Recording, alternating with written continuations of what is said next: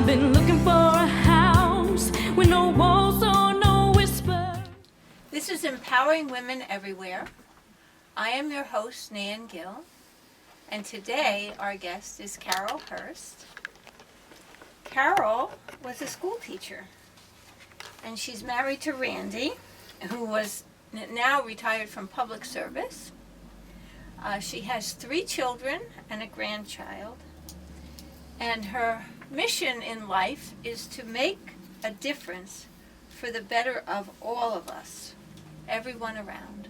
So Carole, how are you? I'm good. Thank you so much for inviting me on today. Well, thank you for coming. Thank you for coming. I appreciate it. I yeah, really we're happy do. to have you, and I know you have a lot to talk about. Tell us a little bit about yourself and the groups that you're involved in. I know you were involved in the La Leche group and Yes. the Mama group. You want to tell us a little bit about that? Well, when we started our family, I decided to stay at home. But during that time, I was also breastfeeding, my children, and I wanted to know more information. So I joined La Leche League, and then realized this is really something I'd like to be more a part of. And so I became a leader. Right. And also, I was a part of a group of moms who were concerned about the cesarean rate. So that's what the Mama group was all about, was Right. helping to educate and help people understand that there is another approach that's more natural. So right off the ground, you started working with these groups. Yes, Okay. yeah. As a mom at home with her kids, I was busy anyways with other things too. So yeah. Mhm. And then tell us about your home. You made your home. Actually, in the late 80s, 1986, Right.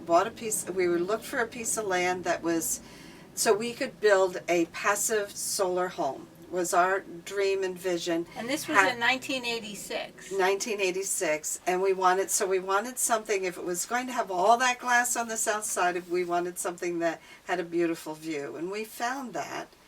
And it took us 2 years to find it, but we found that and started construction in the fall of 1986. And basically, Randy and I did a lot of the work, and we were also our own general contractor. So it was a very exciting time.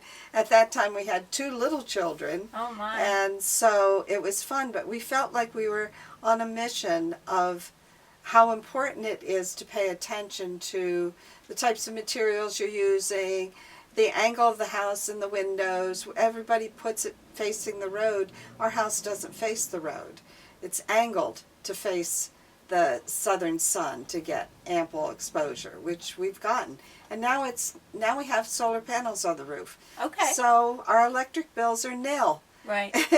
Which is really nice too. So you planned ahead. We planned ahead, and we have a huge organic garden and fruit trees, and it was a field. So the other thing that you can do environmentally, of course, is plant trees. Right. So a lot of the trees that you see there, we planted. You did it yourself. We did it ourselves, yes. So I'm going to have to get some of your organic fruits and vegetables.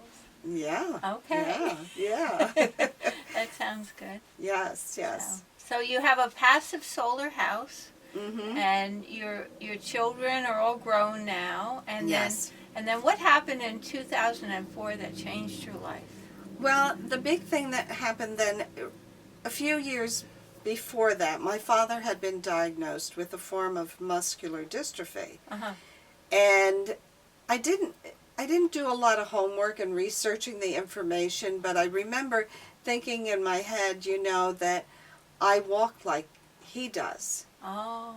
I climb the stairs like he does. Right. I started seeing that some of my body movements were very much like his. Uh-huh.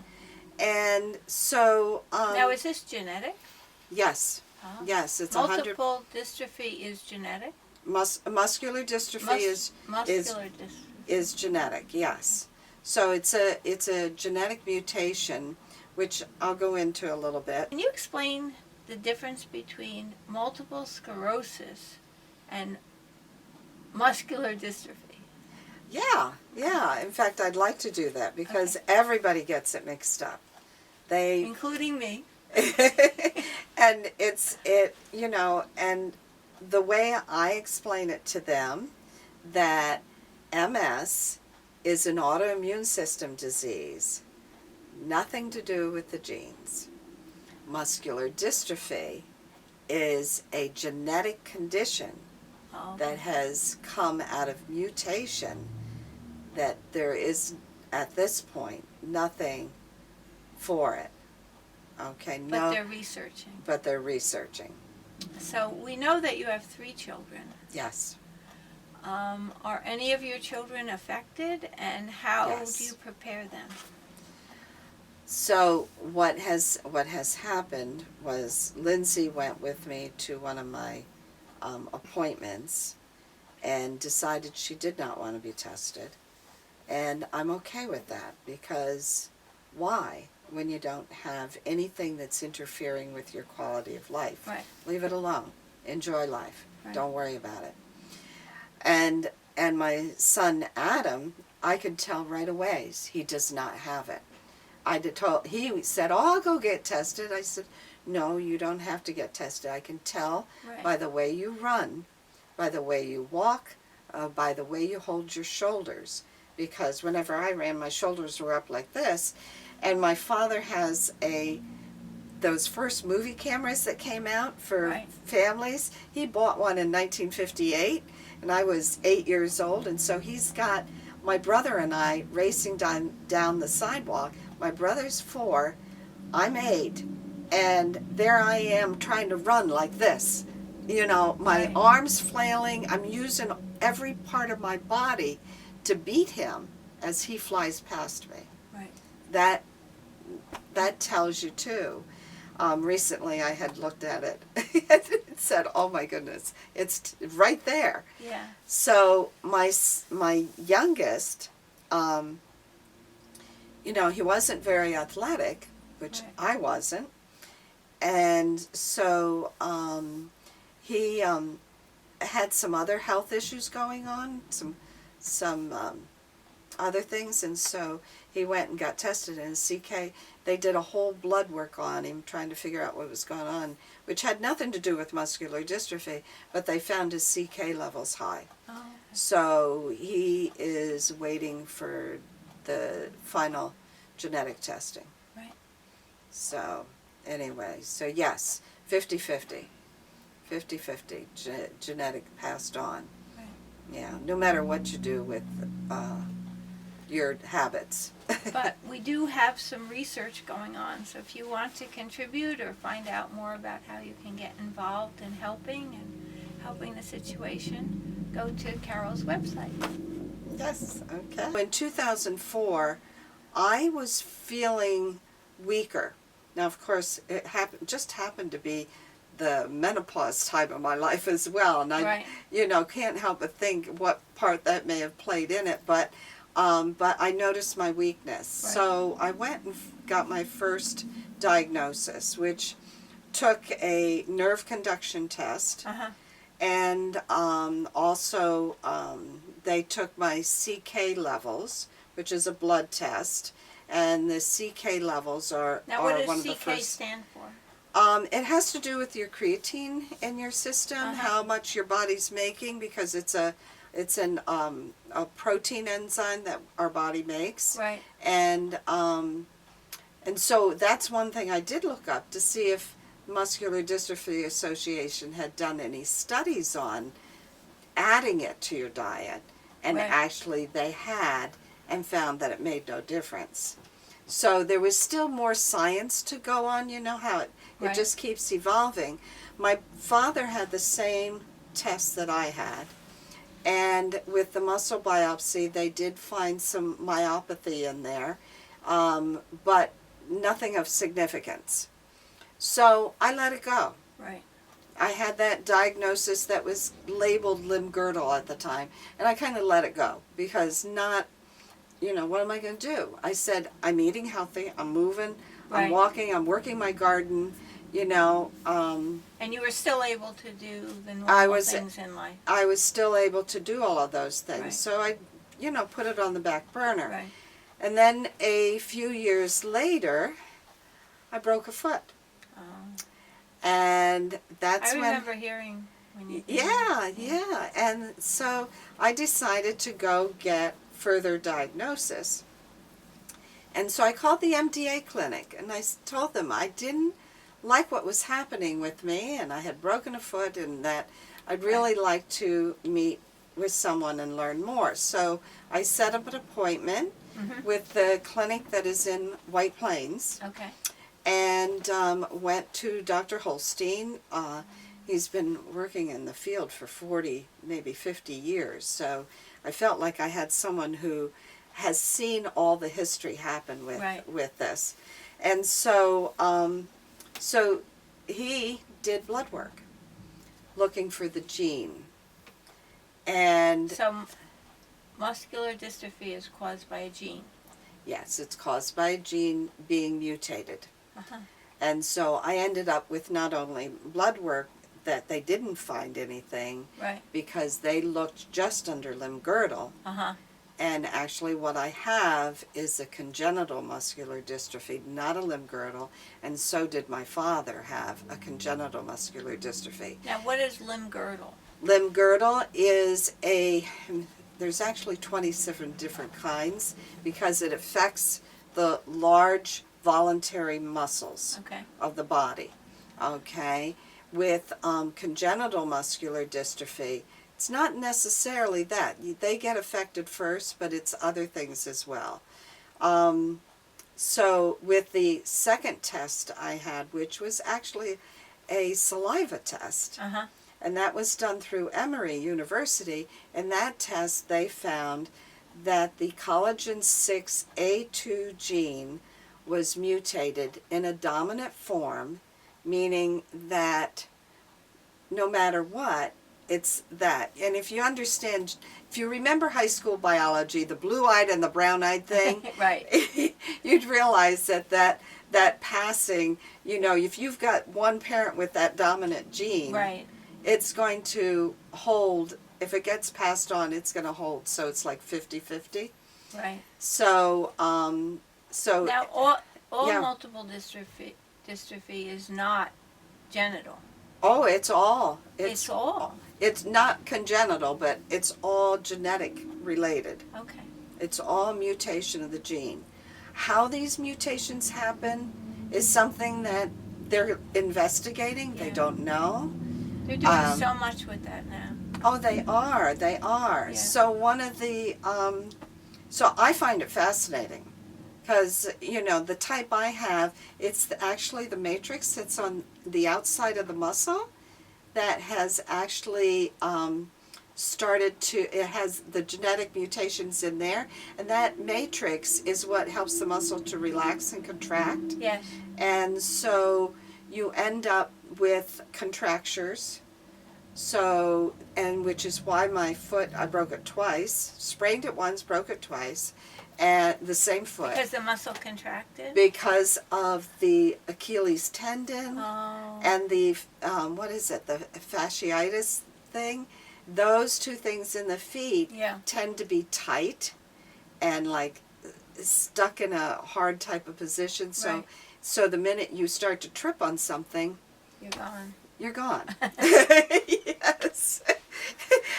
So So now you be very careful. now you be very careful. You kind of have to Yeah. learn your limitations. I've and started to be very careful anyway. I think people should be careful as they walk. Absolutely. Because really, when you think Absolutely. about walking, I mean, we're standing up straight. I mean, how is that possible? Right. All the other animals are on 4, and we're walking around on 2 feet. So we do Right. need to be careful. yes, we do. We do. And so, so for me, what has happened is over time, that matrix, that mutation works into the muscle. Oh, And so that's what's going on in why it progresses. right. So Because- they're doing a lot of research on this. Yes. Mm-hmm. So I understand that you're starting to do some fundraising Yes. to help with the research and Yes. also help with people that have Mhm. MS. MD. MD. MD. Yes. Yes. So tell us a little bit about that. Well, basically, for the fundraising, there is a walk that's coming up where I'm going to walk it with my With your walker. husband And your walker. and my walker. Well, with the Well, looking at you, you would never know you had a problem. well, looking thank you, gorgeous. but I do. Yeah, so you have to And be very careful. You have to be careful. And also the clinics, the fundraising would help with all of the things, the services you get at the clinic. Right. Not only do you see the neurologist, the head doctor there, but you also see a breathing specialist. So I'm always being checked for CO2 levels Right. because the diaphragm starts to weaken and you can't empty out your lungs. Right. So it takes a specialized trained. Is that COPD or No, it's different? it's different, and the treatment is different. The type of things that you need to keep enough oxygen in and not too much CO2. CO2 is what makes you really tired when you have too much of it. Right. So that's important, and also, there's other things that happen too, because with my father, who recently passed away, the muscles in the neck as well weakened. So the swallowing, the breathing, all Right. of that was being affected. Right. So with the fundraising, so there's funds raised for that, for the research, to get and to figure out how they can do something to change this, Right. and also for finding out why. And then the other thing is there's actually a whole group part of the organization that also lobbies Oh, okay. for the right type of facilities out there for us, For people with disabilities. for people with disabilities, for the whole gamut, no now, matter if somebody what. wants to find out about your fundraisers, what's your website? So you can go there and you can donate and be a part of that.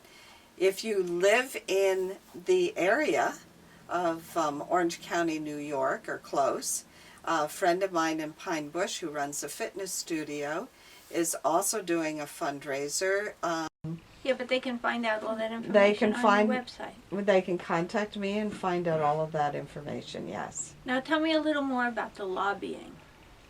Well, one of the things is we need the right type of facilities. Okay, so today I'm in a Facebook group with people with the same type of condition.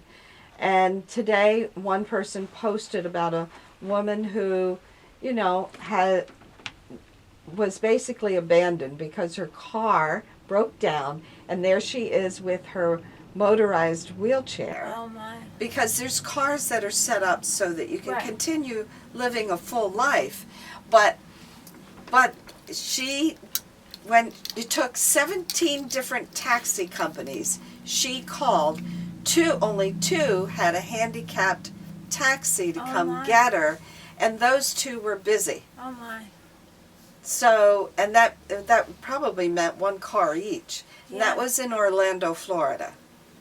When I think about that, oh my goodness, there needs to be some sort of ruling on that. Right. So And they that- do lobbying to change the legislation so that handicapped people can function.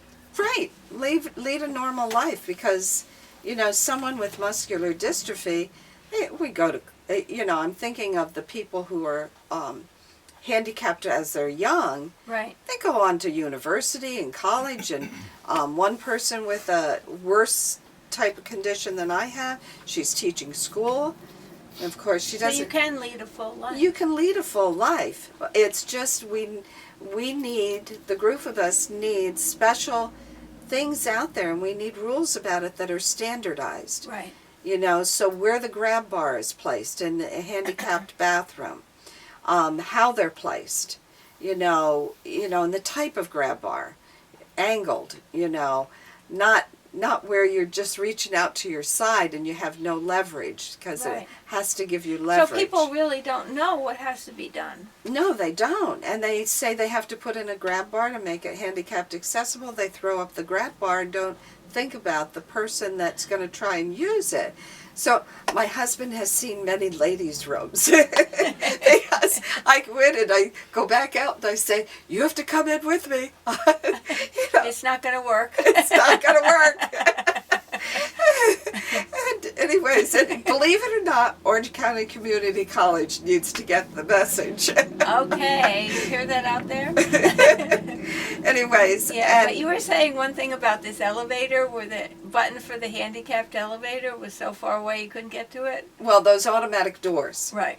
Yeah, the button was so far away, and this was for a conference I was at for my Shackley business. The button was so far away that by the time I got to the door, and I had a motorized scooter that for the conference. By the time I got to the door was closing, and it was like thank goodness somebody else was coming along, and I said, push that button again back there so I can get in. You have to bring a cane, throw it in. Yes. So that you're Make sure the door you'll be stop able to and get open in. up. And also, even at the Orange County Mall, the buttons don't work. Yeah. I went up to one to go in, and the button didn't work. So, I mean, thank goodness there's lovely, wonderful people out there that realize that you can't get in. Right. And they hold the door for you. Yeah.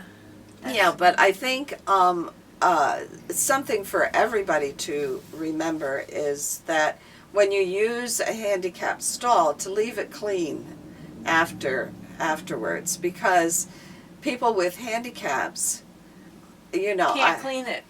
well, I have stuff carry in my pocketbook to clean it, and everything, because it's Yeah. we need it clean. Well, you have to always be considerate about other people. Yeah.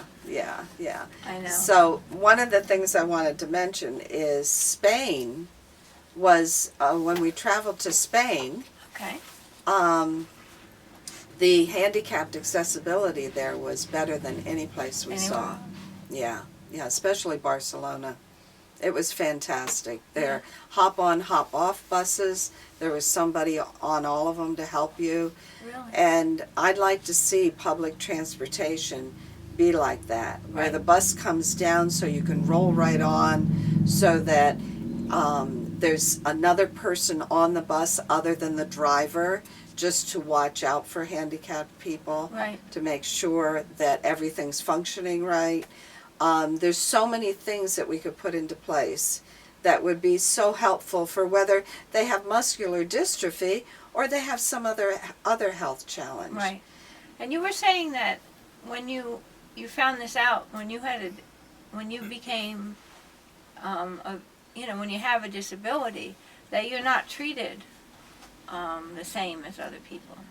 Well, there was with my broken foot, Randy was pushing me in a wheelchair, and you realize that even when I was in the scooter at the conferences, they don't see you. Oh.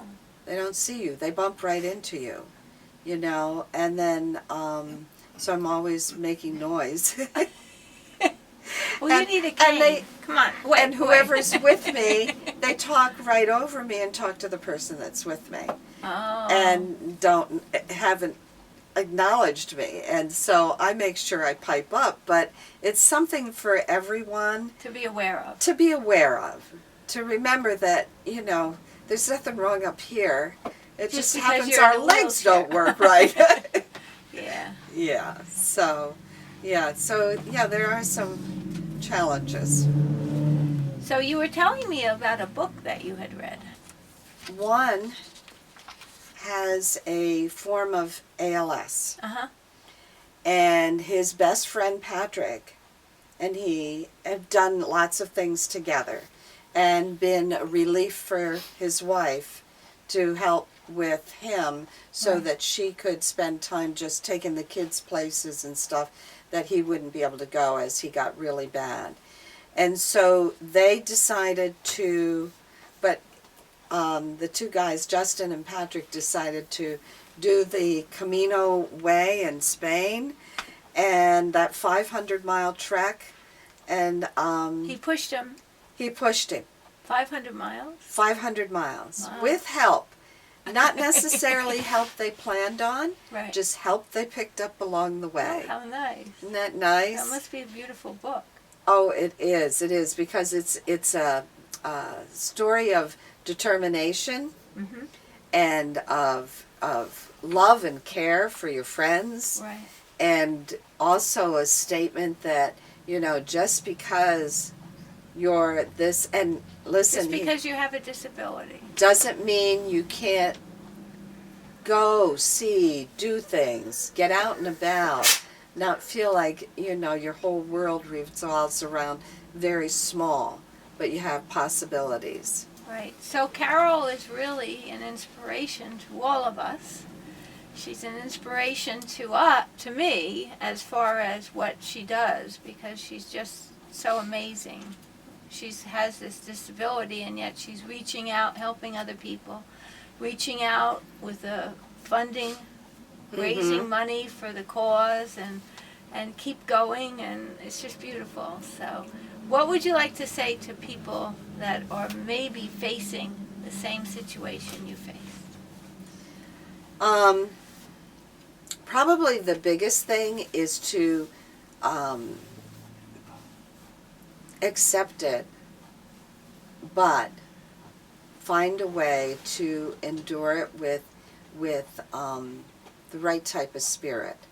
So to stay positive, to build support systems around you. Right. Without my husband, there's so many things I'm able to do because I have that support from him. Right.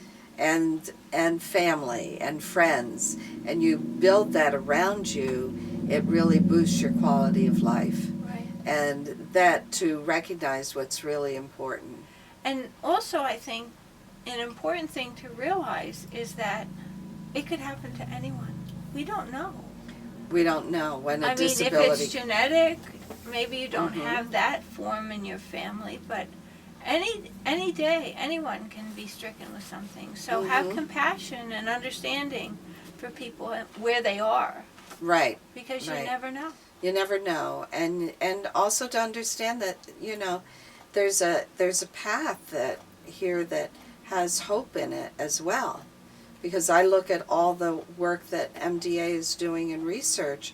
Maybe someday these muscular dystrophy conditions won't exist. They may be able to put in a gene or alter the gene in some Mhm. way to have you be able to Mhm. have use of everything again. Exactly. I know, they're doing Exactly. amazing things now. They are, and the National Institute of Health, Dr. Bonneman and Dr. Foley are really doing a lot of work in that direction as well. So, and this is new. That's new research that's being worked on. So if you want to get involved with all of these things, go to Carol's website. We have it up on the screen. Mhm. And there's a contact form. You can contact her and speak with her directly and get involved. There's so much work to do. Yep, exactly. So thank you for coming, Carol. We Okay. really enjoyed it. All right. Thank you. Thank you.